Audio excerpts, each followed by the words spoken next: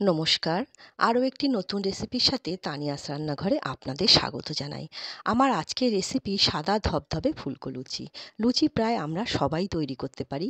যারা এখনও নতুন লুচি তৈরি করতে শেখেননি তাদের জন্যে কিন্তু আজকের এই রেসিপিটি। তাহলে চলুন রেসিপিটি দেখে নেওয়া যাক।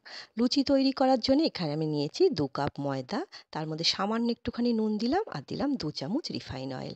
এবার তেল আর নুনটা ময়দার সাথে খুব ভালো করে মিশিয়ে নেব। যত ভালো করে ময়ামটা দেয়া যাবে লুচি কিন্তু তত ভালো তৈরি হবে, খুব ভালো ফুলবে আর খেতে অবশ্যই ভালো লাগবে।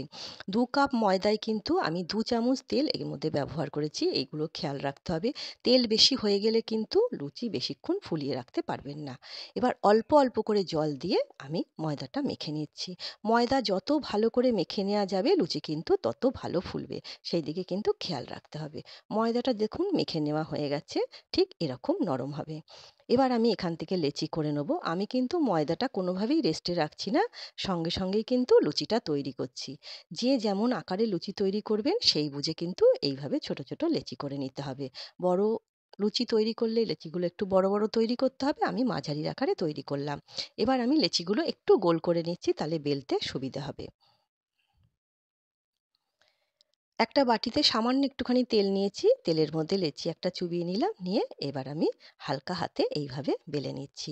খুব বেশি চাপ দেবো না, হালকা করে এইভাবে বেলে নিলেই কিন্তু লুচি বেশ গোল মতো বেলা হবে। দেখুন তৈরি হয়ে গেল লুচি। আর একটু পাতলা করে বেললে কিন্তু লুচি খেতেও বেশ ভালো লাগে আর প্রত্যেক কটা লুচি খুব ভালো ফুলবে। আমি আরেকটা লুচি আরেক রকমভাবে বেলে দেখাচ্ছি।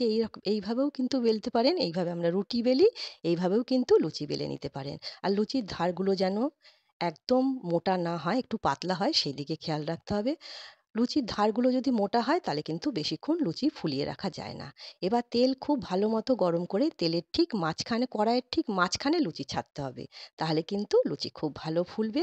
লুচি ছাড়ার পর একটুখানি ছাঁচি দিয়ে তলাটা একটুখানি তুলে দিলাম, আমি খেয়াল করেছেন, তারপরে ওপর থেকে আস্তে আস্তে চাপ দিলে কিন্তু প্রত্যেক কটা লুচি এইভাবে ফুলবে।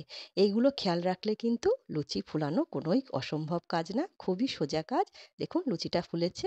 আমি আরেকটাও লুচি আপনাদের তৈরি করে দেখাচ্ছি। এইভাবে আমি বেশ কয়েকটা লুচি, দেখুন লুচিটা ছাড়লাম, ঠিক কড়াইয়ের মাঝখানটায় কিন্তু আমি লুচিটা ছেড়েছি। এবার ছাঁচি দিয়ে দেখুন একটুখানি তুলে দিলাম, দিয়ে ওপর থেকে এইভাবে আস্তে আস্তে একটু চাপলেই কিন্তু লুচি ফুলে উঠলো।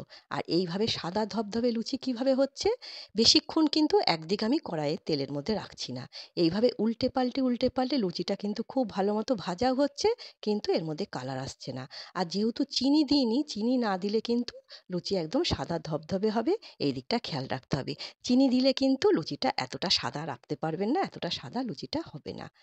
এইভাবে আপনারা সবাই বাড়িতে লুচি তৈরি করবেন, আশা করছি আপনাদের সবার লুচি এইভাবেই সাদা ধবধবে হবে আর এইভাবেই ফুলবে।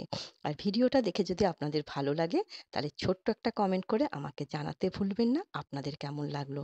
প্রত্যেক কটা লুচি কিন্তু খুব সুন্দর হয়েছে আর খেতে কিন্তু বেশ ভালো লাগে। বাড়িতে তৈরি করুন, তৈরি করে খান, খেয়ে যদি আপনাদের ভালো লাগে তবেই আমাকে কমেন্টে জানাবেন আপনাদের কেমন লেগেছে। আমি কিন্তু অনেকগুলো লুচি একসাথে বেলে নিয়ে তারপরেই কিন্তু ভেজেছি। লুচিগুলো অনেকক্ষণ আগেই ভাজা হয়েছে। দেখুন এখনও প্রত্যেক কটা লুচি কিন্তু এইভাবে ফোলা রয়েছে। আপনারাও এইভাবে বাড়িতে তৈরি করুন, আশা করছি আপনাদেরও কিন্তু প্রত্যেক কটা লুচি এইভাবে ফুলবে। আর কতটা নরম হয়েছে দেখুন, আর লুচি কিন্তু খুব ভালো মতো ভাজাও হয়েছে আর খেতেও কিন্তু বেশ ভালো হয়েছিল। আজ তবে এই পর্যন্তই। দেখা হবে পরের একটি নতুন রেসিপির সাথে। সবাই সুস্থ থাকবেন, ভালো থাকবেন।